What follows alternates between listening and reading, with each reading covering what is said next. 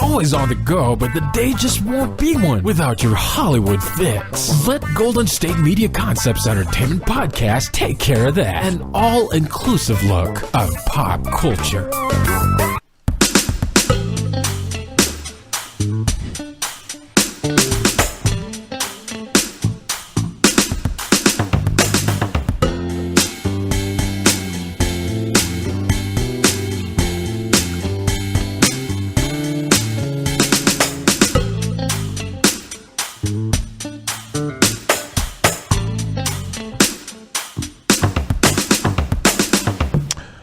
Greetings, good people of Earth. You're listening to Golden State Media Concepts Entertainment Podcast. This is your Captain Keith, and we have all kinds of entertainment news today. The headlines: death of Joe Jackson, rest in peace. Cardi B, secretly married. 50 Cent, Backfire, and Mel B's toilet. Oh my. So let's get into it, folks. Joe Jackson died on Wednesday, today. He was 89 years old. It's confirmed last week that the Jackson family patriarch's health had taken a turn for the worse, and his family was gathering to say their goodbyes. A Jackson family source stated that he was in Las Vegas hospital with terminal cancer. According to the source, Jackson has been battling the illness for a while now, and doctors recently told members of the family that he has limited time to live because the cancer cannot be treated. Okay. Jackson was previously in the hospital in 2016 after he became weak and struck a high fever during a regularly scheduled checkup with his doctor. The brief illness sparked rumors that he was dying or had already died. Those rumors were quickly dispelled by Jackson himself. He also suffered a stroke on July 26, 2015. The same day as his 87th birthday. Wow. Ooh, that's surreal.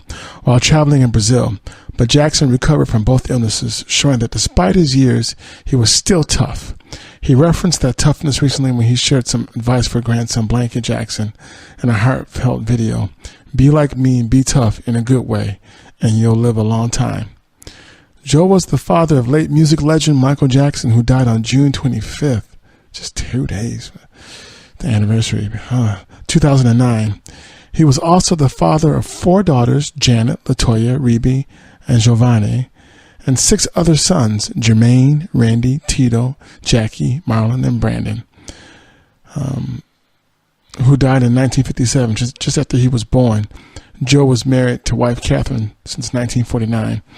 Also, Brandon died in 1959. Okay, that's the son I didn't know about. Okay. He's been married since 1949 to Catherine Jackson. That's amazing. Joe, a famous talent manager, is best known for managing his son's musical group, the Jackson 5. Originally known as the Jackson Brothers, the group, which included vocals by Michael, Jackie, Tito, Jermaine, and Marlon, was created in the early 1960s in the family's hometown of Gary, Indiana. Their first single, Big Boy, was released on January 30th, 1968 on the Steeltown Records label. They were signed to Motown Records approximately 1 year later. Changed their lives forever. While the group was with Motown, Joe helped the Jackson 5 reach nationwide fame with hits like ABC, yeah, I Want You Back, The Love You Save, and I'll Be There. In 1974, Joe created his own record label, Ivory Tower International Records. The artists he signed toured with the Jackson 5 that year, performing as the group's opening acts during their international tour. Joe also helped launch solo careers for both Randy and Janet. Janet, who at age 52 is still going strong on her State of the World tour, balancing her career and being a mom to a 1-year-old son, Isa, or Issa, if I'm saying it right, E-I-S-S-A. It's a picture of Randy and Janet together with sunglasses on. They look kind of sad. Joe's family journey was highlighted in the ABC miniseries The Jacksons, An American Dream, in 1992, and in VH1's Man in the Mirror, The Michael Jackson Story, in 2004. Joe was portrayed by actors Lawrence Hilton Jacobs and Frederick Tucker. Respectively, in 2011, Joe was inducted into the Arkansas Hall of Fame. He received the Rhythm and Blues Humanitarian Award from the R&B Music Hall of Fame 4 years later. Okay. I did not know that. And because this is such a new story that happened today, there will be updates throughout the podcast in regards to the late Mr. Joseph Jackson. And in more entertainment news, Roseanne's spinoff ordered to series at ABC without Roseanne Barr's involvement. Okay. It's official. The Roseanne spinoff is headed to TV. More than 3 weeks after Roseanne Barr's Twitter scandal led to the cancellation of the Roseanne revival, ABC has formally ordered a new series featuring the original cast minus Barr. The network announced Thursday. Okay. Tentatively titled The Connors, the new spinoff received a 10-episode order to premiere this fall. Barr will not receive any financial compensation or have any creative input in the new series. We have received a tremendous amount of support from fans of our show, and it's clear that these characters not only have a place in our hearts, but in the hearts and homes of our audience. Goodman, Metcalf, Gilbert, Goranson, and Fishman said in a joint statement, "We all came back last season because we wanted to tell stories about the challenges facing a working-class family today. We are so happy to have the opportunity to return with the cast and crew to continue to share those stories through love and laughter." And I have to tell you, I grew up watching the Roseanne Show, and I enjoyed it. I grew up watching the Roseanne Show and the Bill Cosby Show, the top 2 TV shows in America for comedy, straight up. And yeah, in 2018, things are just kind of weird and surreal. Man. Barr, who was an executive producer on Roseanne, reached an agreement with Tom Werner Entertainment, the studio behind the comedy, to allow them to move forward with the spinoff without her involvement. "I regret the circumstances that have caused me to be removed from Roseanne. I agreed to the settlement in order that 200 jobs of beloved cast and crew could be saved, and I wish the best for everyone involved," Barr said in a statement. So when you say settlement, it sounds like you got paid to not be a part of the spinoff, if I'm reading this correctly. "We are grateful to have reached this agreement to keep our team working as we continue to explore stories of the Connor family," Werner said in a statement. Earlier this month, a source with knowledge of the situation stated that ABC and the show's producers were deep in conversations for a Roseanne offshoot. According to the source, multiple ideas were being discussed behind closed doors, and it's more than likely the entire cast, minus its leading lady, and crew would return if an agreement on a reboot could be made. This all goes in May, and this goes back to this story. In May, ABC canceled Roseanne after Barr posted a racist tweet targeting Barack Obama's former White House advisor, Valerie Jarrett. Roseanne's Twitter statement is abhorrent, repugnant, and inconsistent with our values, and we have decided to cancel her show, ABC Entertainment President Channing Dungey said in a statement at the time. Many of Barr's castmates, including Gilbert, Fishman, and Kenny, condemned Barr, and Wanda Sykes, who was a consulting producer on the revival, announced she would not be returning. ABC's decision to undo the Roseanne renewal came just hours after the outspoken Barr received backlash for her statement about Jarrett. Barr, 65, tweeted, "Muslim Brotherhood and Planet of the Apes had a baby, VJ equals VJ," referring to Jarrett, who was black and was born in Iran. Barr later deleted the tweet. Every time I report that, it's just painful. She issued an apology to Jarrett and all Americans after coming under fire to her racist tweet. "I apologize," Barr wrote.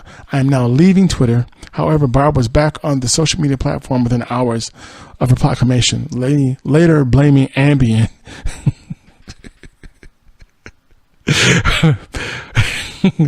for her racial outburst. Yes, a drug was blamed for someone making a racial outburst. Once again, I can't make this up. ABC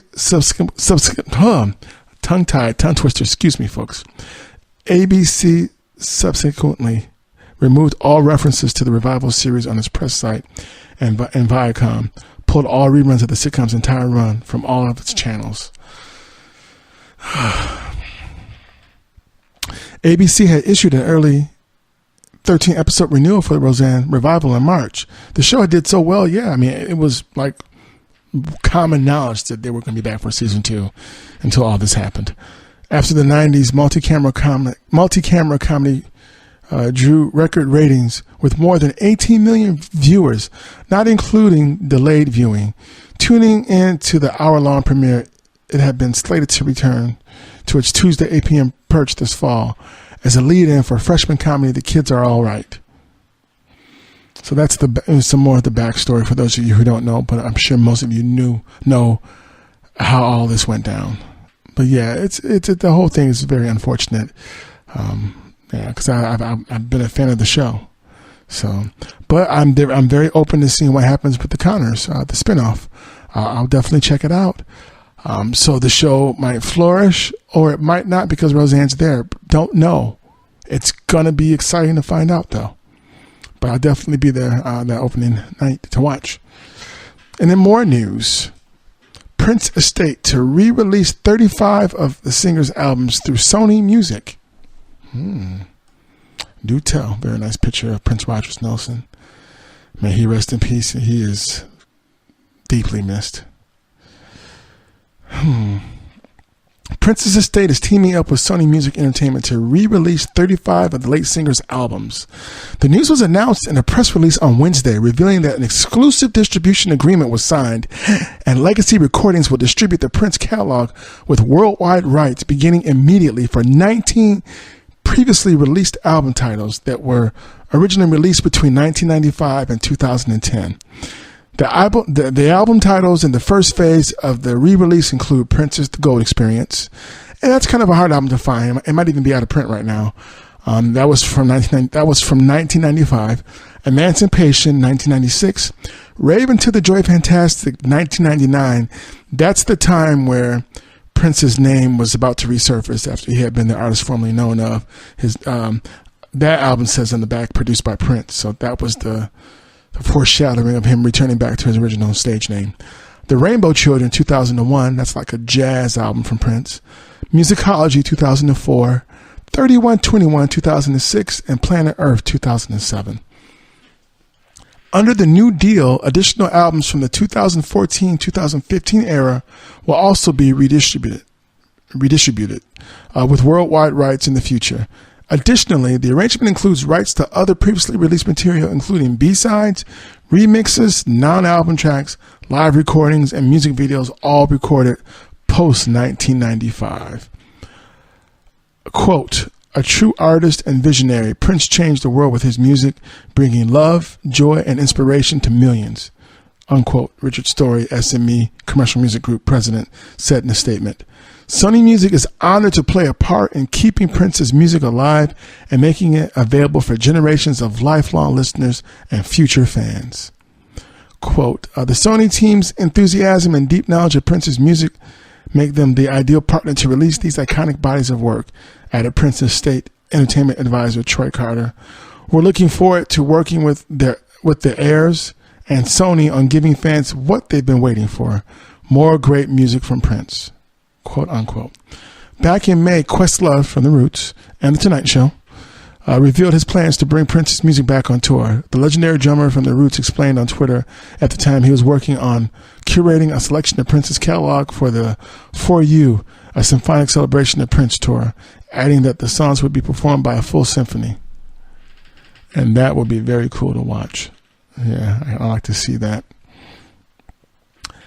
And Mel B, folks, from the Spice Girls, a.k.a. Scary Spice.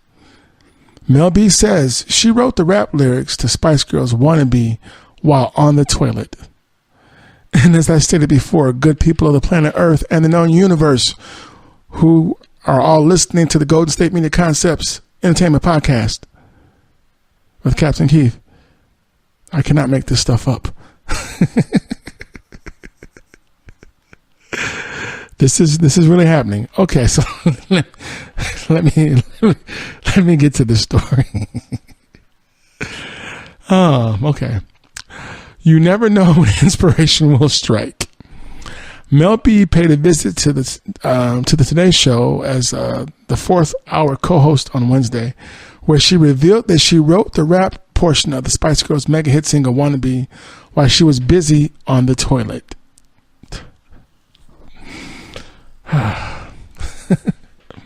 Took me like 8 minutes to write it, she confessed to Hoda, I'm saying her name right, I'm just going to say Hoda on the air. Imagine being with 5 girls. We all have our own opinions. Every song that we write, we have a focus point topic. So this song was all about supporting each other. And if you have a boyfriend, that's got to be approved by their friends. And I was like, hold it a minute. I want to go off to the toilet and write a quick rap. I made a little tinkle and was writing, and I came up with that. And the rest, as they say, is history. Yeah.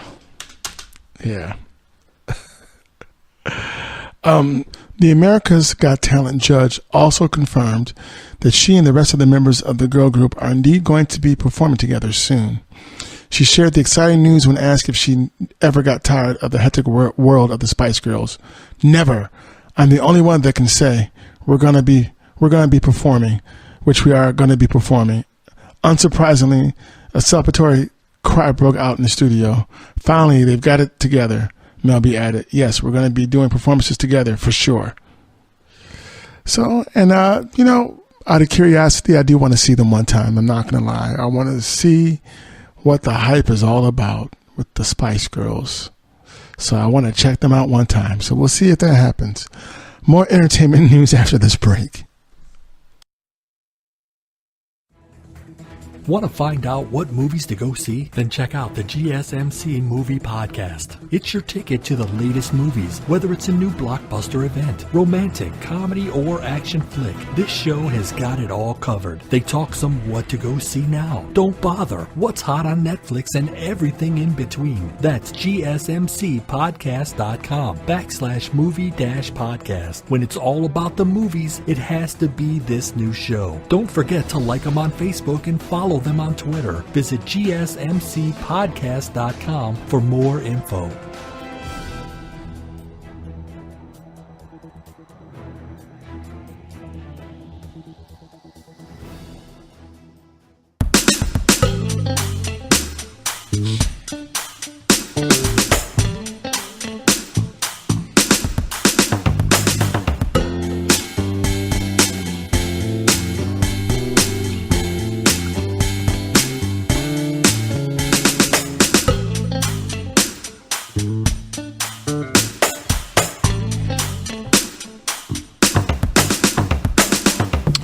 And once again, welcome back to Golden State Media Concepts Entertainment Podcast. You're listening to Captain Keith, and we're having some fun with the entertainment news today. Yes, it's a bittersweet day in the entertainment news. I'll just say it like that. So some of it is great, and some of it's just sad. So, Michael Jackson's estate comments on the death of Joe Jackson. Some of the sad stuff. The Michael Jackson estate has responded to the death of the late pop icon's father, Joe Jackson. The Jackson family patriarch died on Wednesday. A family source, confirmed, of course. He was 89 years old. Quote, we are deeply saddened by Mr. Jackson's passing and extend our heartfelt condolences to Mrs. Katherine Jackson and the family. John Branca and John McClain, co-executors of the estate of Michael Jackson's estate, said in a statement publicly. Joe was a strong man who acknowledged his own imperfections and heroically delivered his sons and daughters from the steel mills of Gary, Indiana, to worldwide pop superstardom. That he did. Mr. Jackson was definitely a controversial figure, but as their manager, he is one of the biggest reasons why they are a household name throughout the world. Branca and McClain also said they developed a warm relationship with Joe in recent years. Mr. Jackson's contribution to the history of music are enormous, the statement continues. They were acknowledged by the Rock and Roll Hall of Fame in 2002 and a proclamation naming him as Best Entertainment Manager of all time. I didn't even know that. That's amazing. That's awesome. He was inducted into Rhythm and Blues Hall of Fame in 2014, and his son Michael acknowledged him with the Joe Jackson Day at Neverland. We had developed a warm relationship with Joe in recent years and will miss him tremendously. The King of Pop had a famously complicated relationship with his father. In a 2013 interview with Piers Morgan, Joe talked about physically disciplining his children. I had to be like that way because during those times it was hard and you have a lot of gangs in there, you know, in the area where we were living. He said, this was Gary, Indiana, and I had to make sure that they didn't get in any type of trouble and things of that sort. I'm glad I was tough because look what I came out with, he added. I came out with some kids that everybody loved all over the world, and they treated everybody right. As for Michael, Joe described his son as a nice guy. You know, Michael, he was a nice guy. The world doesn't know anything too much about Michael as far as how he was brought up. He said, but he was brought up. I made sure that he respected the older people. Michael was the type of kid, you know, he was a good kid. And by him being that way, he was able to be Michael Jackson, he also recalled. He looked good on stage, and when he performed, everybody loved the way he did it because he was that good. So that's Michael Jackson's estate. And in more entertainment news, Hugh Grant is loving married life. Quote, I should have done it. I should have done it before.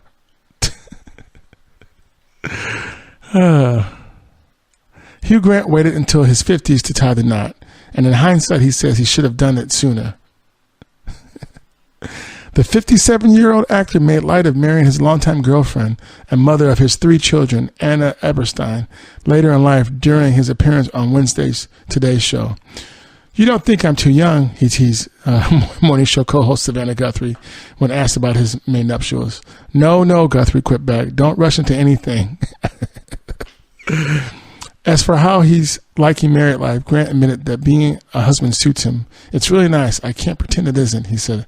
I should have done it before. I'm just lucky. I'm lucky. I've got a great wife. I love her. That's nice. Grant and Eberstein, a 39-year-old television producer, have been romantically linked for 6 years and have a 2-year-old daughter, a 5-year-old son named John, and a third child whom they welcomed earlier this year. In the past, Grant has not seemed so open to marriage. During an interview with Howard Stern on his Sirius XM radio show in August 2016, he declared that he found something unromantic about marriage. Yeah, that's a mood killer. You say something like that. You're closing yourself off, he explained. The Love Actually star did, however, admit that the idea of a monogamous marriage sounded nice in theory.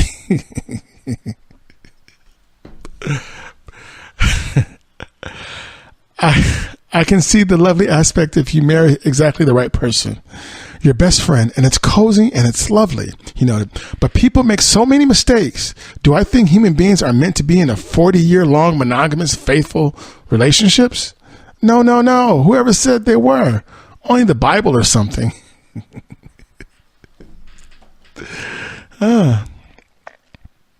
So congratulations on your new nuptials, Mr. Grant. That's yeah, Miss Eberstein. Congratulations. Chris Hemsworth, Thor, goes full hipster and selfie with brother Liam. Oh yes, the plot thickens. Ha ha ha. Nice picture of Chris Hemsworth, Mr. Thor. Nothing says brotherly love like a new stylish selfie. Avengers Infinity War star Chris Hemsworth took to Instagram on Tuesday to share a new photo of himself and his equally famous younger sibling, Liam Hemsworth. With fans, Chris offers the camera a mock, perturbed expression while Liam, sporting a full beard, gave off a more subdued disposition in the black and white image. I've gone full hipster and only shoot on film now. This was shot on film. Digital is dead, except when I'm digitally transferring my film shots to digital. The 34-year-old leading man captioned, the familial candid, film rules. Liam, you're cool too. As fans are well aware, Chris and Liam have maintained a playfully contentious relationship for years, but the older brother revealed to ET last year that their sibling rivalry is real, but it's mostly just fun and games. People try to pair us off like there's this vicious competitiveness.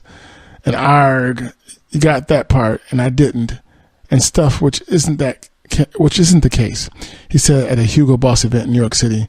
Get us at home playing cricket or football or surfing or something, and yeah, there's a great rivalry there, a very healthy one. Okay, and there, there's a cool picture of the two of them. So that's nice to know. Chris and Liam Hemsworth, today's new matinee heartthrobs in Hollywood. There you go. And in more entertainment news, Ming Lee Simmons, who is Kimora and Russell Simmons' daughter, graduates from high school. Russell Simmons of Def Jam fame, and Kimora Lee Simmons of Baby Phat fame and model and ex-wife to Russell. The 18-year-old daughter of music mogul Russell Simmons and model turned fashion designer Kimora Lee Simmons just graduated from high school. Ming Lee Simmons earned her diploma on Monday, June 11th, hitting up social media to bid farewell to her high school days. On to the next, she wrote on Instagram.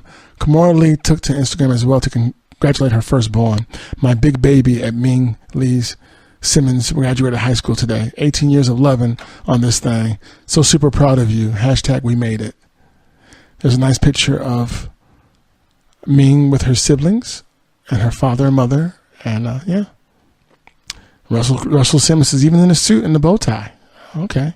Yeah. There you go.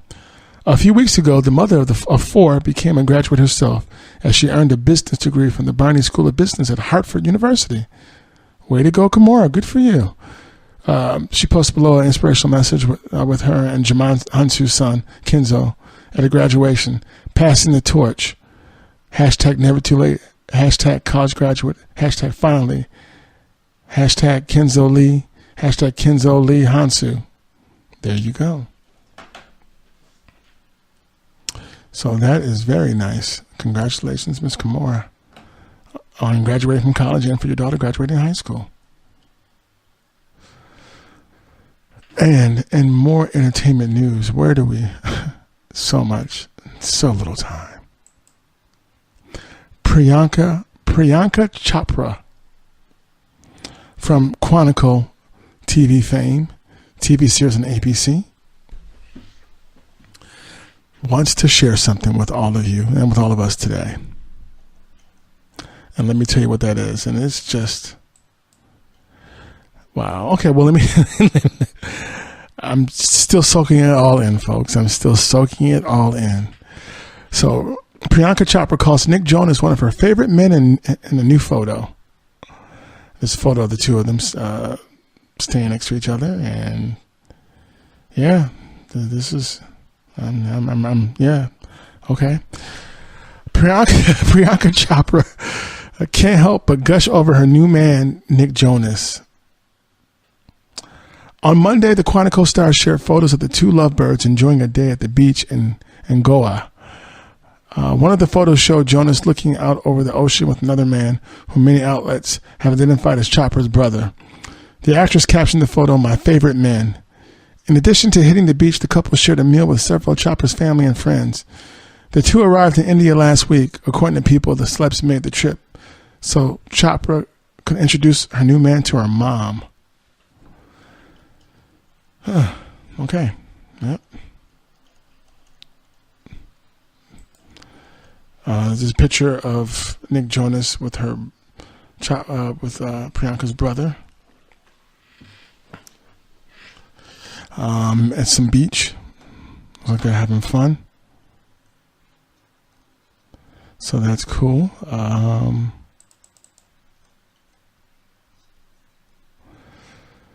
And of course, systems are freezing up on me. That's always fun. Especially when you're like in the middle of a broadcast. Yeah. Good times.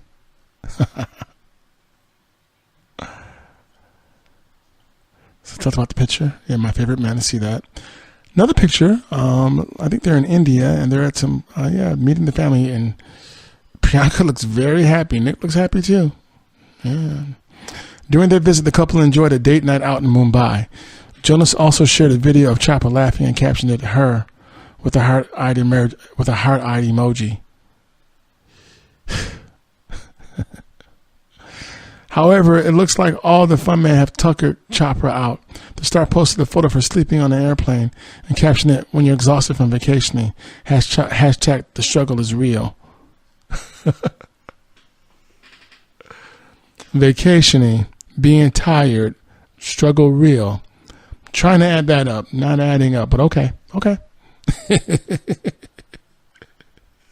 I would love to be tired from vacationing. Yeah, that's the life I want to live. Let me know where I can sign up for that. Just saying. The two first sparked romance rumors at the 2017 Met Gala, where they walked the red carpet together. However, fans really started to question their relationship status in May after the celebs were spotted spending a lot of quality time together in Los Angeles. Since then, the two have continued to hint at their romance through flirty social media messages. Okay. And then there it is. And we'll be back with more entertainment news after this break. Tired of searching the vast jungle of podcasts? Now listen close and hear this out. There's a podcast network that covers just about everything that you've been searching. Hey! The Golden State Media Concepts Podcast Network is here. Nothing less than a podcast bliss with endless hours of podcast coverage. From news, sports, music, fashion, cooking, entertainment, fantasy, football, and so much more. So stop lurking around and go straight out to the Golden State Media Concepts Podcast Network. Guaranteed to fill that podcast itch. Whatever it may be. Visit us at www.gsmcpodcast.com. Follow us on Facebook and Twitter, and download us on iTunes, SoundCloud, and Google Play.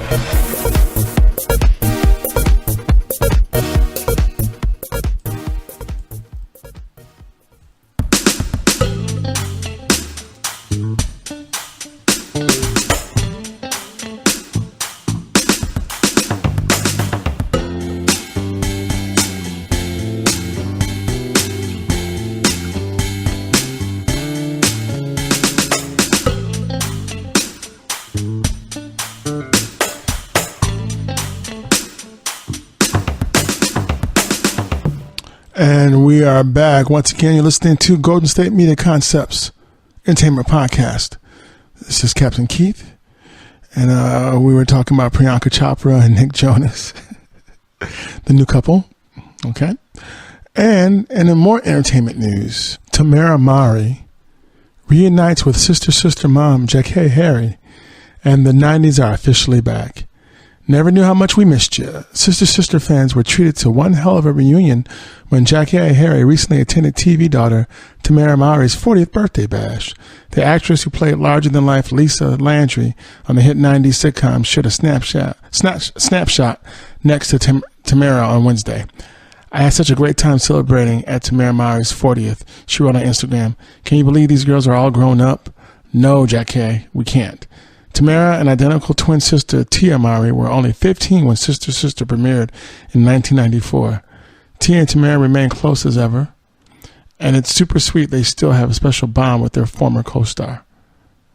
Nice picture of the two of them at the birthday party. Wow, they're like 40. Wow, that's crazy. Oh, okay. They were in Napa. All right. Well, that's a picture of the Rio cast posing together underneath it. And she puts on her Instagram page, Tamara Mowry too. These ladies right here, I'm so blessed to have been chosen to work alongside you three. It's truly magical when you ladies are around, and especially in such a special place. It was a dream. I couldn't thank you enough. Love you gals. Nice picture of all four of them. That's cool. They enjoy working together. That's good.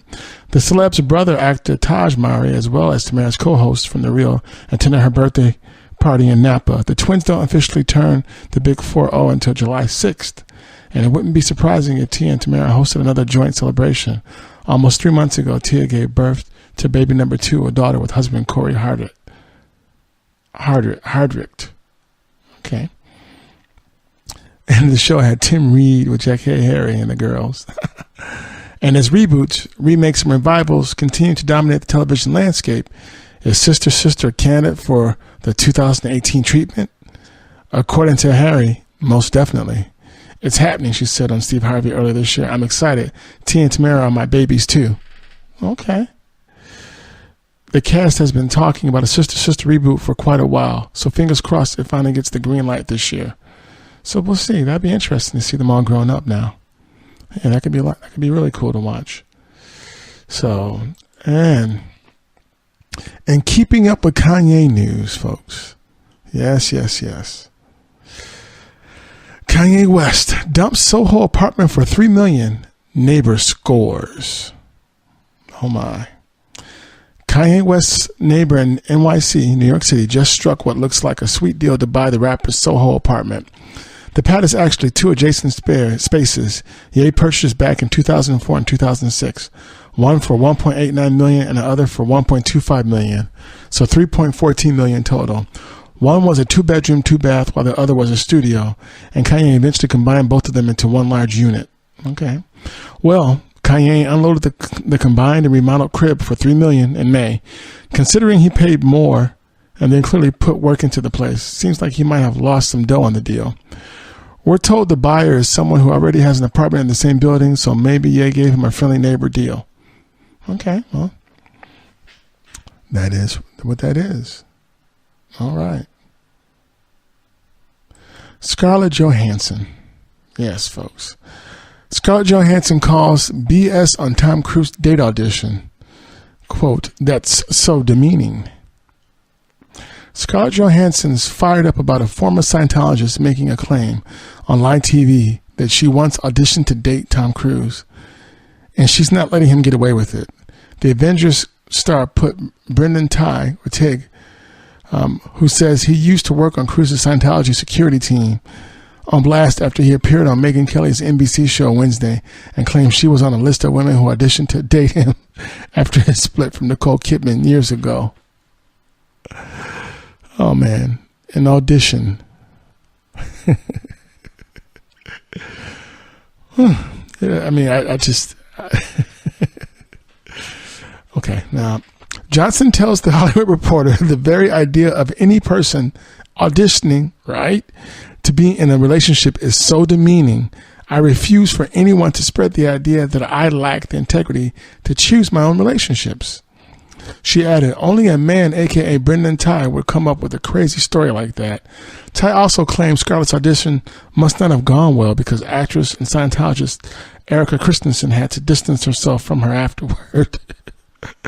For the record, along with Johansson saying Ty is full of it, the Church of Scientology denies his alleged role with Cruise. Oh, man. Yeah. That's yeah, that was fun. That was definitely fun. Well, folks, it's a surprise that no one saw coming. Well, I guess maybe some people saw it coming. We just didn't. Cardi B and Offset secretly married last year. Surprise, Cardi B is already a married woman. The rapper confirmed the news on Monday and shared that it was a spur-of-the-moment decision to tie the knot with rapper Offset last September.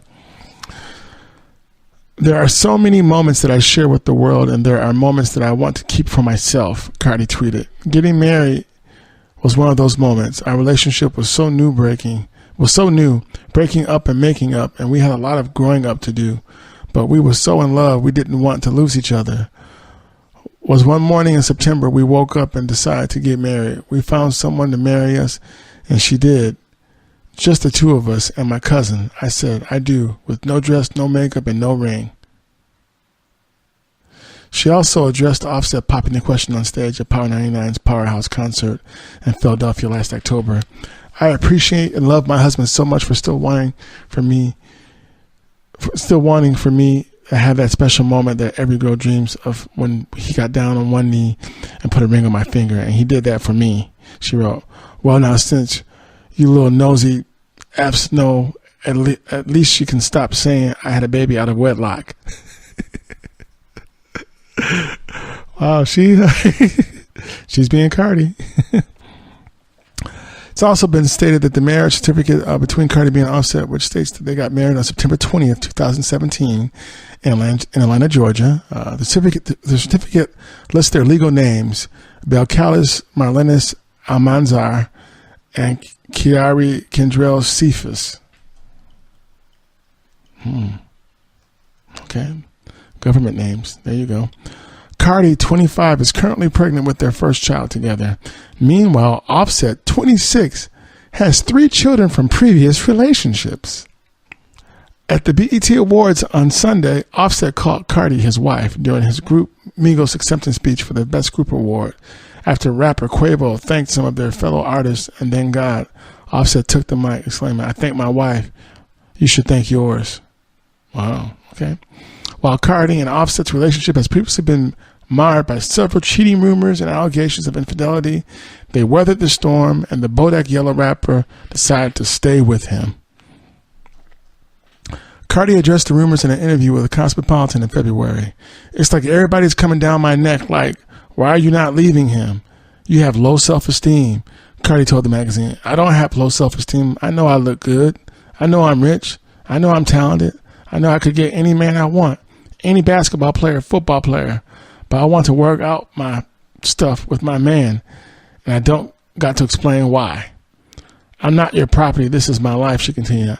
"I'm going to take my time. I'm going to decide on my decision. It's not right what he freaking did, but people don't know what I did because I ain't no angel."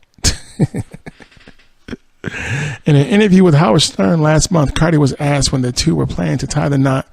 The rapper said at the time that it wasn't going to be anytime soon, especially since she's currently pregnant. "I want to wear my dream dress," she explained.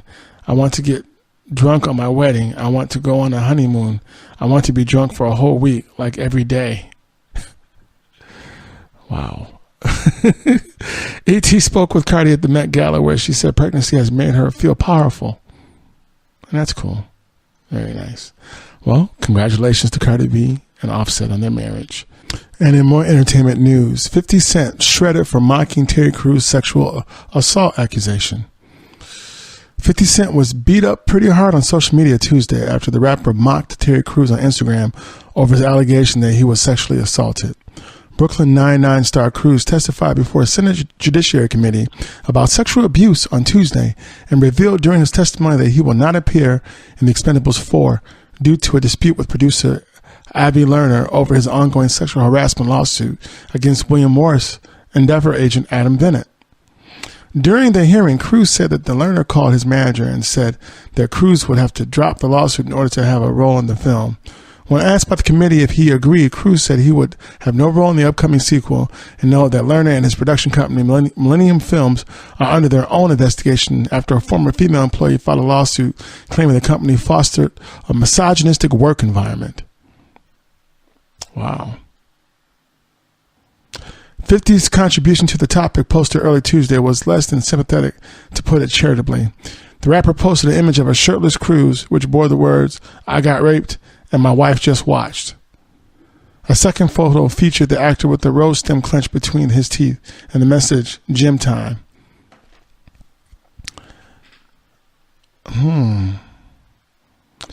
LOL, quote, "LOL, what the F is going on out here, man? Terry, I froze in fear," the rapper wrote, including a laughing emoji. They would have had to take me to jail." Crews filed a civil suit against WME and Bennett related to an incident in 2016 when Crews accused Bennett of groping him at a Hollywood party. Bennett was suspended by WME for 30 days while an investigation was held, but the agency ruled that while he would be demoted from his position as head of the motion picture department, he would be allowed to stay on as an agent. The Los Angeles City Attorney's Office declined to prosecute Bennett, saying that the incident fell outside the statute of limitations. I mean, and statute of limitations is a real serious thing when it comes to the law. So timing can be everything, unfortunately. Critics of the rapper's commentary on the matter flooded the replies section of the Instagram post with messages of disapproval. "Do humanity a favor and leave the freaking planet already," read one response. "You're really a piece of crap for this," read another response. "Stop being stupid, Curtis," read another reply, referring to the rapper by his given name, Curtis Jackson III. 50 really ain't crap for this, went another reply. "This ain't nowhere near funny. You're a complete piece of crap." I'm censoring this, of course. "Cash doesn't buy class.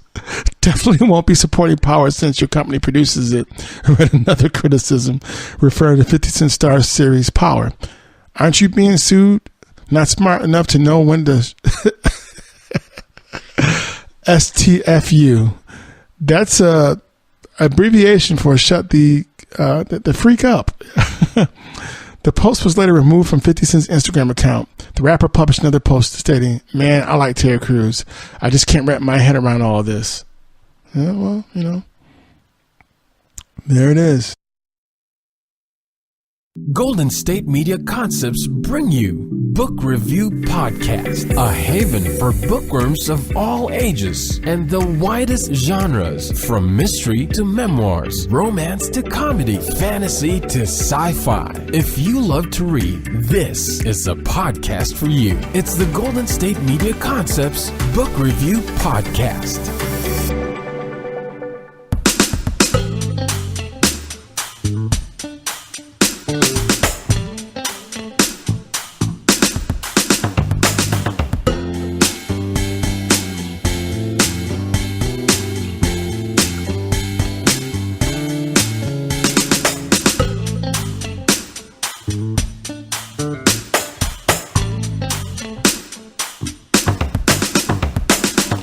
And once again, welcome back to Golden State Media Concepts Entertainment Podcast.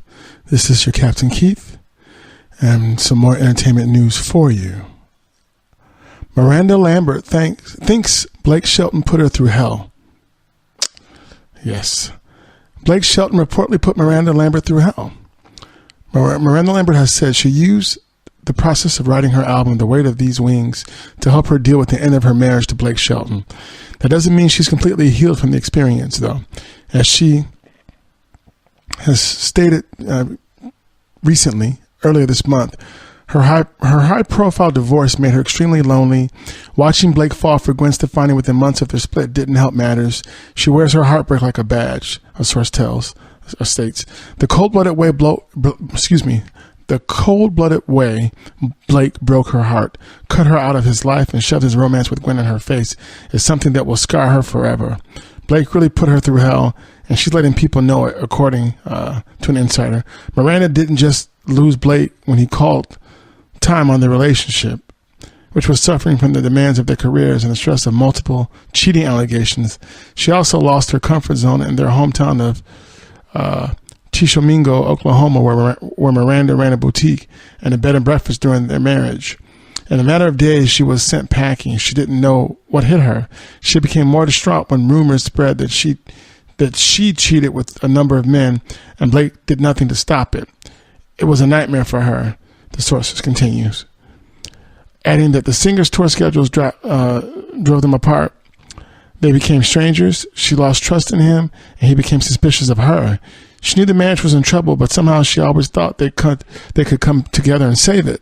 Although he reportedly called the final shot, telling Miranda it was over, Blake felt he hit rock bottom from the devastating situation, which he recently recounted to Willie Geist. Now that Miranda's opening old wounds with her new music, a source states, Blake feels like he's been being villainized and is done with Miranda writing and talking about the divorce. But Miranda apparently has no plans to stop opening up about their relationship and how it ended. Blake's a big part of her confessional songs, and is going to be for a long time to come, says the insider. And if Blake's reputation takes a beating along the way, he's getting what he's long deserved. Quote, unquote. While Blake has been happily dating Gwen for nearly 2 years, Miranda and Anderson East called it quits earlier this year. She's reportedly now dating country singer Evan Felker of the Turnpike Troubadours. Okay, well, it's interesting stuff. Very interesting. And in more entertainment news, inside Joe Jackson's complicated relationship with Michael and Janet Jackson and the rest of the Music Dynasty patriarch, huge family. Joe Jackson made his children call him Joseph, but a controlling father with grand designs on his kids' future does not necessarily a musical dynasty make. Jackson's family just so happened to have included a bevy of talented performers, including a couple of extra shiny little stars named Michael and Janet. Joe Jackson is generally thought of as having been an abusive patriarch, one who admittedly used corporal punishment to discipline his children, and who had been estranged from wife Katherine Jackson for more than 10 years. Suffice it to say, however, that the global pop landscape might not exist as as it is if he hadn't insisted his offspring enter and stick with show business. I'm glad I was tough, a quote from Jackson. Look what I came out with. Jackson stated, who died Wednesday morning at the age of 89 after battle with cancer, told CNN's Piers Morgan in 2013, I came out with some kids that everybody loved all over the world, and they treated everybody right. How he treated them, though, has been a subject of controversy, and will ensure that his legacy as father, husband, and head of one of the world's most famous families and talent manager who set two of the biggest pop stars of all time on the destined course is a complicated one. Michael Jackson was 5 when he started performing with the group, soon to be called the Jackson 5, with brothers Jermaine, Tito, Jackie, and Marlon in their hometown Gary, Indiana. It hit me before I was a teenager, Michael said, during a series of conversations with Rabbi Shmuley Boteach that he attended to be for a book, which after the artist's death in 2009 became the Michael Jackson tapes. A tragic icon reveals his soul in an intimate conversation. I wanted so badly to play in the park across the street because the kids were playing baseball and football, but I had to record, said the platinum-selling artist, who at his iconic heights was designated the king of pop, per Today.com, and that's true. I could see the park right across the street, but I had to go in the other building and work until late at night making the albums. I sat there looking at the kids with tears running down my face, and I would say, I'm trapped and have to do this for the rest of my life. I'm under contract. But I wanted to go over there so bad it was killing me, just to make a friend and say hi. I used to walk the streets looking for someone to talk to. Wow, it's interesting stuff. Talking about his father, Michael said, one day, I hate to repeat it, but one day, Joe said, and God bless my father because he did some wonderful things, and he was brilliant. He was a genius, but one day he said, if you guys ever stop singing, I will drop you like a hot potato. It hurt me. You would think he would think these kids have a heart and feelings. Wouldn't he think that would hurt us? If I said something like that to my kids, Prince and Paris, that would hurt. You don't say something like that to children. I never forgot it. It affects my relationships with him today. Joe joined other family members in his own son's camp in 2005 when Michael was on trial for alleged child molestation. He was in the courtroom and reportedly showed no reaction when Michael was found not guilty on all charges that June. Well, you know, that there was a reason why that happened, Jackson said about the accusations against his son. They were trying to take control over Michael's life. Michael has paid out a lot of money, you know. What is it? Something like $22 million, you know, to keep this thing hushed down. They were never explicitly identified. When Michael Jackson died of an accidental propofol overdose at the age of 50, Joe, who was not included in the Thriller artist, Will, told various media outlets that his son had feared for his life, but no one had clued him in until after Michael was gone. They treated him like Howard Hughes. Family couldn't get to him like they should have, he told Morgan on the CNN interview in 2013. In 2010, he lost a bid to challenge the administration of his late son's estate, where started to rake in money after Michael died in court. On Wednesday, a rep for John Branca and John McClain, co-executives of the estate since 2009, told E!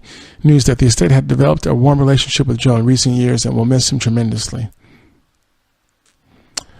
At a press conference after Michael's death, Joe said Michael knew something was going to happen to him before it happened.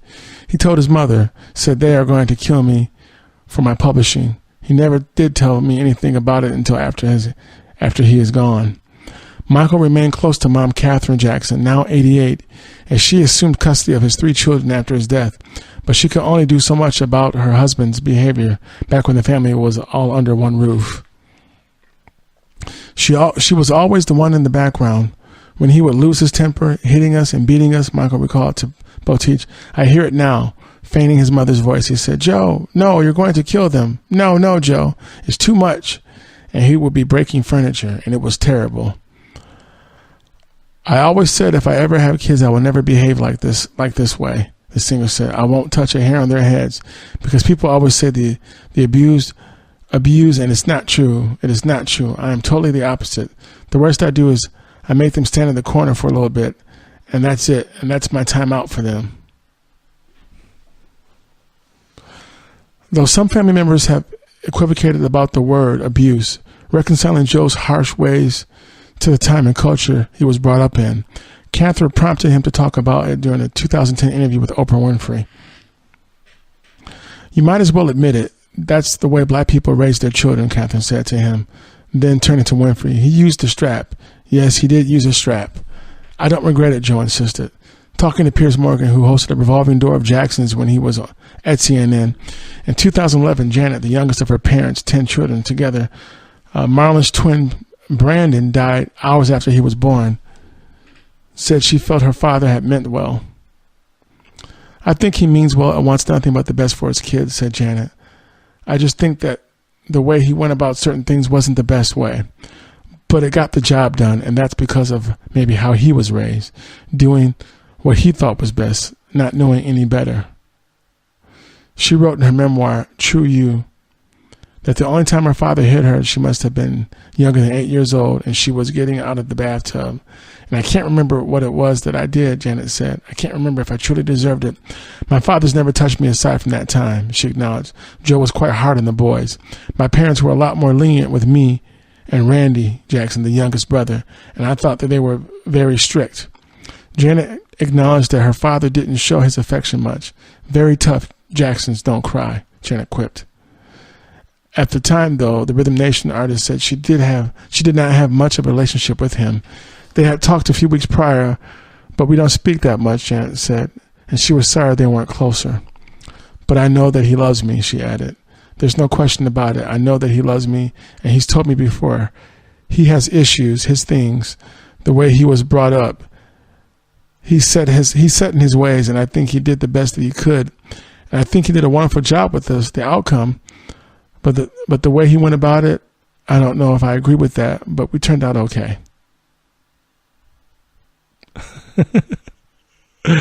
There's a nice picture at like a dinner table with Joe, LaToya, and Catherine. And Joe's got his tongue sticking out. It's a cute little picture, cute little family moment. I mean, yeah, they're Jacksons, but at that moment it was just mom and dad and their daughter just cheesing for the camera, just being people. Even LaToya Jackson, who claimed in her 1991 book, LaToya, growing up in the Jackson family, that her father also sexually abused her and sister Reba Jackson, later regretted writing those things. In his book, The Jacksons, Joe accused LaToya's ex-husband of brainwashing her against the family. "I was young then and had a lot of people in my life that didn't need to be there," LaToya told the Daily Beast in 2011. "So I lashed out at my father, both of my parents, really because of things other people said. Failing to understand that my parents did the best they could for us. They were the best parents they could be to us, and that's all you can ask." On her 2013 own show, Life with LaToya, the fifth eldest Jackson child asked Joseph, who had just given her one of his paintings, if she could call him Dad for a change. They were camping, and she was wearing a flowing white robe, furry hat that sat in front of the campfire, roasting marshmallows. "I'm just happy that we're able to spend this time together," LaToya said. Joe replied, "It means a lot to me, knowing that you care so much." "Okay, that's very important to a person like me. I care about you so much, you have no clue," she also said, getting emotional, to which Joe said, "I don't like to see a woman cry. Dry those tears up." Asked if she could call him Dad. From then on, Joe exclaimed, "You don't have to ask me that. You can call me Dad if you like. I love you. Always will. And you're a good person." Wow. Joe Jackson definitely had many sides to him, more than people realized. In 2013, Joe told Piers Morgan about the whole Joseph thing. He had all those kids hollering around. They're hollering, "Dad, Dad, Dad," And it sounds kind of funny to me. But I didn't care too much about what they called me, just as long as they were able to listen to me and what I had to tell them, in order to make their lives successful. This was the main thing. Also on Life with LaToya, Joe told his daughter that he missed Michael so much. "My father doesn't feel that men should cry, and he's very strong. But he's older now," LaToya said, and things are different in life. As you get older, you change a bit, and I think he's becoming more sentimental at his age. He really is. In 2010, Catherine was reportedly set to divorce Joe, angry that he seemed to be implying that she could have done more to prevent Michael's death. A spokesperson for the family matriarch stated that his words and conduct toward his estranged wife were outrageous. The world also knows who Joe Jackson is, and he seems bent on never letting us forget, the rep said. The pair haven't lived together full-time for at least 13 years, but they never did divorce, and Catherine was at Joe's hospital bedside shortly before his death in Las Vegas. And there when he died, according to news affiliates. But even that wasn't cut and dry, with son Jermaine Jackson telling the DailyMail.com that his father's handlers wouldn't let them see him at first. We were not being told where he was and couldn't get the full picture, Jermaine, 63, said. Even from the doctor, my mother was worried sick. Various members of the family, Joe had 10 children, including a daughter from another relationship, and numerous grandchildren and great-grandchildren visited in his final days. On Saturday, Janet Jackson paid tribute to her family, including her dad, at the 2018 Radio Disney Music Awards.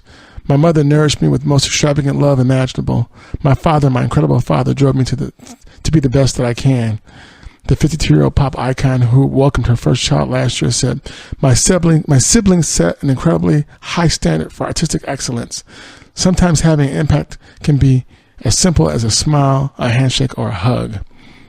Despite their conflicted relationship as fathers, as her father's health declined over the years, Janet continued to show up for him, and he was at the 2015 BT Awards, where she was given the Ultimate Icon Award. When I suffered 4 strokes last year and was in the hospital recovering, only 2 people in my family traveled all the way to see me, Joe wrote on his website in 2014. Per the New York Post, my granddaughter Brandy, Jackie Jackson's daughter, and my baby girl Janet. She sat right next to me as I lay in bed and spent time with me. We were talking a lot together, and it meant a lot to me. I never tell this, but I'm proud of Janet. There you have it, folks. Golden State Media Concepts Entertainment Podcast. This is Captain Keith. Hope you had a good time. I know I did, reporting that great entertainment news. It's a lot of fun. And once again, rest in peace to Mr. Joe Jackson. It's definitely an end of an era. Because of you, we got an amazing family of musicians whose musical legacy will live on forever. You know, and Michael Jackson and Janet are kind of a big deal, but so are the Jackson 5 and the Jacksons. So there it is. It's all really kind of surreal. But yeah, 89, that's a full life. Lots of children, grandchildren, and great-grandchildren. So thanks again, good people of the planet Earth and the known universe, for listening to Golden State Media Concepts Entertainment Podcast. Hope you had a good time. I know I did. Appreciate you. This is Captain Keith, and I'll see you somewhere out in space. You've been listening to the Golden State Media Concepts Entertainment Podcast, part of the Golden State Media Concepts Podcast Network. You can find this show and others like it at www.gsmcpodcast.com. Download our podcast on iTunes, Stitcher, SoundCloud, and Google Play. Just type in GSMC to find all the shows from the Golden State Media Concepts Podcast Network. From movies to music, from sports to entertainment, and even weird news. You can also follow us on Twitter and on Facebook. Thank you, and we hope you have enjoyed today's program.